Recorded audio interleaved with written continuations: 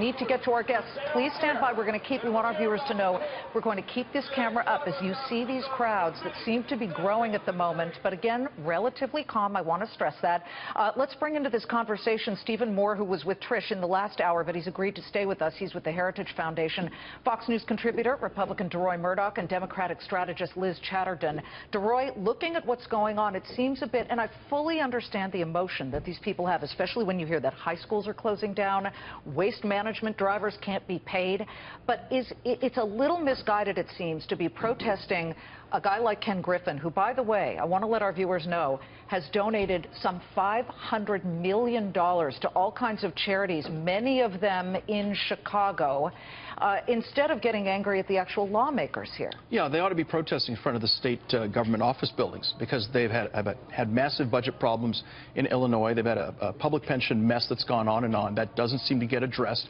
And whatever Ken Griffin may do with his private business, he's paying his taxes. I am assuming he's part of the top 1%, which means he's probably among the group that's paying 37%. Well, he may have a loophole. They would like to see those closed. But the fact is the top 1% in this country make about 19% of national income, and they pay 37% of income tax. So the idea they're not paying their fair share is kind of absurd. So they really should direct their anger at state lawmakers who are squandering money, can't get spending under control. And as a consequence, you have things happening like schools closing rather than wealthy pensioners getting all kinds of retirement money that's well beyond what taxpayers can afford. Can you imagine that? A 113-year-old high school in Harrisburg, Illinois may have to close because they have no money, Liz. So who does this help? You've got the Bernie Sanders of the world who say ramp up 90% tax rates for the rich. You've got even Donald Trump saying that he'll give tax cuts, but that he is going to moderate the ones to the wealthy. He would like to have the wealthy perhaps pay a bit more of the fair share. He even said, I'm fine with it, and I know wealthy people who are fine with paying more. Well, I think what you're seeing on the streets of Chicago is the left-hand side of the anger that has been coming out on both sides of the primary this year.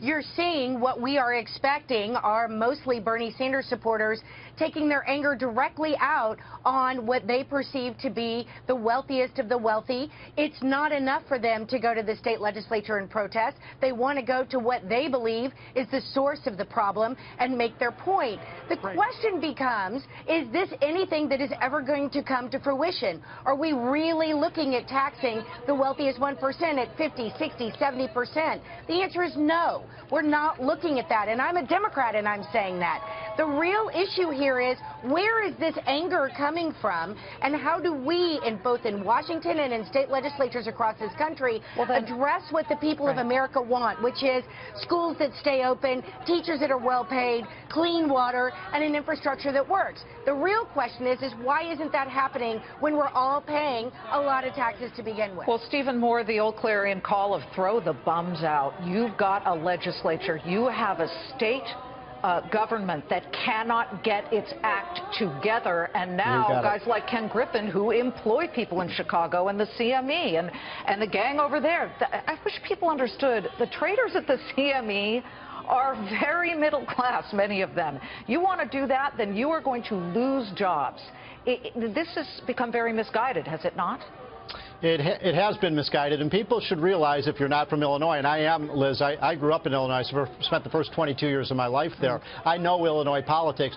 Illinois is one of the 3 or 4 most liberal states in the country in terms of how it's governed. So if you have problems with the way things have turned out in Illinois, you can't really blame it on the Republicans. The Democrats have run that state for 25 years. But I will say this, Deroy really put his finger on the problem. You now have a system, Liz, where almost 1 in 4, 1 in 5 tax dollars where do they go? They go to pensions. So this is the tip of an iceberg, and you're going to see this in a lot of other states, in California, New York.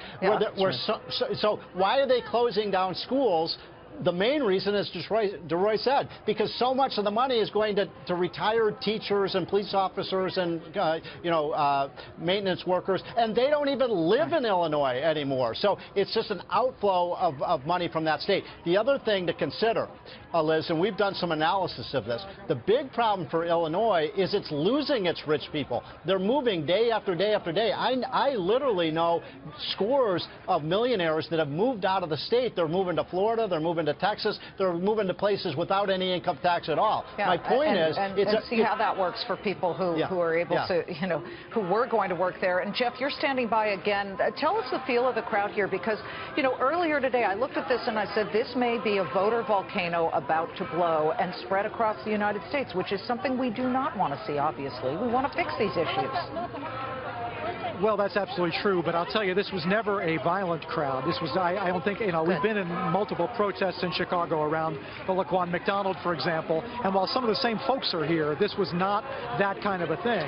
This is what they feel is a reasoned argument for their position. And there's one more, by the way, we're standing here, there's one more arrest that will take place, we believe. They have been blocking this last store. I think they're going to agree not to be arrested. I think there was one person sitting that was going to get arrested, and the police were waiting for that, but they're now deciding not to be arrested. They've got enough people arrested. But I would make the point. These are people that they believe very strongly in their message. They were never. Somebody came up to us earlier during an earlier broadcast, held up a finger. It was not the pointer, and said some foul language. And the other protesters around said, "He does not speak for us. This is not. We want our message to be heard. We are not looking to. We're going to disrupt. We're going to be engaging in civil disobedience, but we do not want this to turn into a circus. That's not what this is." And Deroy, I think that the crowd, for the very most part, has definitely done that, which makes their message slightly more legitimate, certainly. But this is going to come up. People are going to ask Hillary Clinton and Donald Trump and Bernie Sanders, what do you say about that? And just today, Donald Trump had said, and I don't want to ignore the markets, by the way. We do have a slightly lower market, but folks, this is very much a story that translates across the United States for many people who feel that they have gotten the short end of the societal stick. Yeah, and look, I think there is a solution to all of this, and that's one word: growth. People are not talking about economic growth. This economy grew at 0.5% last quarter. That is horrible. If the economy were growing at 3 or 4 or 5%, there'd be a lot of money coming in. They'd be able to pay the pensioners. My mom's a retired teacher in California, so there's a concern for her and for my family. But when we have money coming in through tax revenues because of economic growth and economic activity, there's enough money to take care of this stuff. If you have a tight, dead economy like the one we have now, it leads to all sorts of problems, economic, social, and otherwise. Well, it's true, Liz. It really is. But, we need solutions here. And if you look at, say, for example, Bernie Sanders' tax plan, I think it adds something like $18 trillion to the national debt, or brings it to that. And there are all kinds of problems. Nobody on either side has a tax plan that doesn't add to the deficit. That's a very fair point, because we are already running deficits, and so to increase spending, to try to get our economy moving again, we would increase those deficits. I think, though, that the answer to some of our problem is not only economic growth, but it's also wage growth. We have enormous wage stagnation in this country right now. And if people don't have extra money in their pockets, they're not walking into retailers and buying more goods. If they're not buying more goods, then we're not making more goods. And that contributes to lower economic growth. So in a way, it's a vicious cycle. The fact that large corporations are not increasing their wages, the fact that states across this country are not increasing minimum wage, means that the middle class is feeling far, far more crunched. And frankly, I think that's a lot of what you're seeing on the streets of Chicago today, are these folks saying, we don't make enough money, you make too much money, why is this happening? Well, it's resonating with Bernie Sanders voters, and it's resonating with Donald Trump voters. I want to thank Deroy. I want to thank Steve Moore. Thank you for standing by. Liz, we appreciate you being here.